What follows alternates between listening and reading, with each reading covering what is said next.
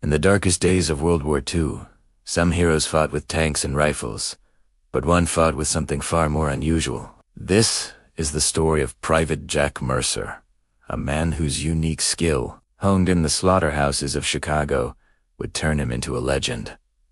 Before the war, Jack wasn't a soldier. He was a worker who developed an almost supernatural ability to throw knives with pinpoint accuracy. Little did he know, this peculiar talent would soon be called upon for one of the most daring rescue missions of the entire war. The date is March 1945. Deep inside Germany, 23 Allied prisoners are being held in a heavily guarded SS detention facility. Their fate is sealed.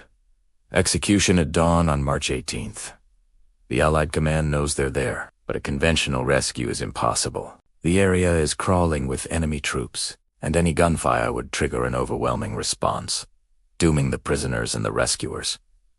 The mission is deemed a suicide run. Any attempt would require absolute silence, a ghost-like infiltration and exfiltration. It was a puzzle with no solution, until someone remembered the quiet kid with the throwing knives. Private Jack Mercer was assigned a mission. The objective was chillingly simple on paper, but nearly impossible in reality. Get inside, neutralize the guards, and get 23 men out, all without making a sound. He would have no backup, no heavy weapons, just his wits, his courage, and a set of custom-balanced throwing knives. He was to eliminate a total of 8 German guards patrolling the facility. 8 guards, in the dead of night, in unfamiliar territory, where a single mistake, a single misplaced step, a single clatter of metal on stone would mean death for everyone. The odds weren't just long, they were astronomical. But for the 23 men counting their final hours, Jack Mercer was their only hope. As darkness fell over the German countryside, Mercer began his approach. He moved like a shadow, every sense on high alert. The first guard stood silhouetted against a low light, a perfect target. With a flick of his wrist, a knife flew through the air, silent and deadly. The guard collapsed without a sound. 1 down, 7 to go. He stalked the perimeter, using the darkness and the layout of the camp to his advantage. The second and third guards fell just as quietly, each a testament to Mercer's years of practice. He was a phantom, an unseen force of vengeance closing in on the heart of the camp. Now, things got complicated. 2 guards were stationed close together, talking. Taking one out would alert the other. Mercer had to be faster than a human reaction. He drew 2 knives. In a single, fluid motion, both were sent flying. They struck their targets in the same instant. 2 more guards down. The path to the prisoners' barracks was clearing, but the most dangerous part was still ahead. Inside the main building, 3 more guards stood between him and the prisoners. Mercer silently entered the building, his heart pounding in his chest.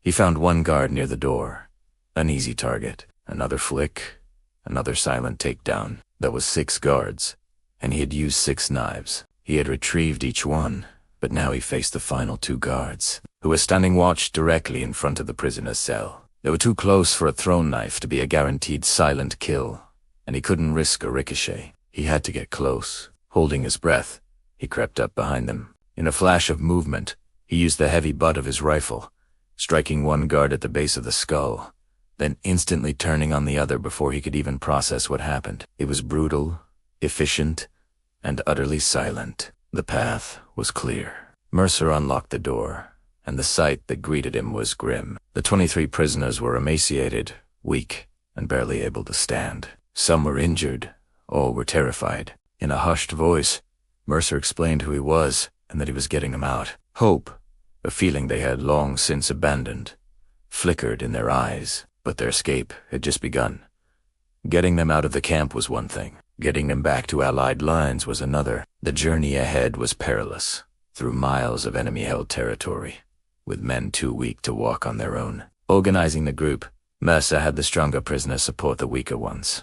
They moved as one, a silent, desperate column in the night. Mercer took the lead, his senses scanning for any sign of pursuit. Several times, they had to freeze, hiding in ditches and thickets as German patrols passed by, their voices and the rumble of their vehicles terrifyingly close. Every rustle of a leaf, every snapped twig, could give them away. Mercer's calm and decisive leadership was the glue that held the group together. He was their guide, their protector, their silent guardian angel. After what felt like an eternity of marching, hiding, and near misses, they saw it. The flickering lights of the Allied front lines. They had made it, exhausted, starving, but alive. All 24 men stumbled into the safety of their own lines. The 23 prisoners were free, saved from certain death by the incredible skill and bravery of one man. The mission, deemed impossible, was a success. Every single guard was eliminated without a single shot being fired. It was a feat of arms that defied belief. For his extraordinary heroism, Private Jack Mercer was awarded the Distinguished Service Cross, one of the highest military honors for valor. His mission became a legendary case study in Special Forces training programs, a perfect example of how unconventional tactics and specialized skills can achieve what brute force cannot. It highlighted the importance of the individual soldier, the idea that one person with the right skills and unwavering courage could change the course of events. But what happened to the hero himself? After the war, Jack Mercer didn't seek fame or fortune. He quietly returned to civilian life, a humble man who rarely spoke of his wartime exploits. To his neighbors, he was just Jack, a regular guy. He never saw himself as a legend, only as a soldier who did his duty. He did, however, maintain contact with some of the men he rescued. They formed a unique bond, forged in the crucible of that terrifying night, a bond of gratitude that would last their entire lives. And what of 223 prisoners he saved? Every single one of them survived the war. They went on to live full lives. They got married, had children and grandchildren, and grew old. They became doctors, teachers, and factory workers. But they never forgot the young soldier who walked into hell to pull them out. They never forgot the silent rescuer who gave them back their future on the dawn of March 18, 1945. The story of Jack Mercer is a powerful reminder that sometimes the greatest heroes are the ones you never hear about. The quiet professionals who get the impossible done. Thanks for watching. If you found this story as incredible as I did, make sure to like this video and subscribe for more tales of unsung heroes. We'll see you in the next one.